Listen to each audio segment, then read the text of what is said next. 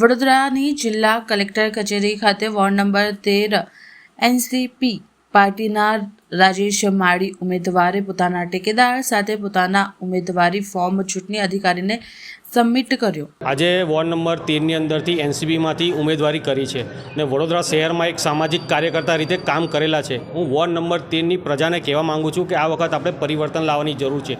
માળી Rajesh ward number 13ના તમામ ભાઈઓ બહેનોને બે હાથ જોડીને વિનંતી કરે છે કે વિસ્તારની અંદર બહુ સમસ્યાઓ છે। સૌ પ્રથમ તો મારી પ્રથમ સમસ્યા એક જ છે કે વરસાદની અંદર લોકોના ઘરે 1.5 ફૂટ પાણી ભરાઈ જાય છે। સૌ પ્રથમ આયા પહેલાં ચોમાસા પહેલાં કોઈપણ વિસ્તારમાં પાણી નહીં ભરાય એ સમસ્યા ઉપર ધ્યાન આપીશ। ને વડોદરા શહેરની અંદર અમે સામાજિક કાર્યકર્તા રીતે કામ કર્યું છે અને વોર્ડની અંદર ઘણી બધી સોસાયટીઓમાં અમે એક સામાજિક લેટર સ્વરૂપે બી કામ કરેલા છે। એટલે વડોદરા શહેરની પ્રજાને અમે કહેવા માંગીએ છીએ ને વોર્ડ નંબર 13ની પણ જનતાને કહેવા માંગીએ છીએ કે એનસીપીને આ વખત બહુ મોટા માર્જિનથી જીતાડો અને રાજેશ માળીને જીતાડો, અમે એવી અપેક્ષા રાખીએ છીએ।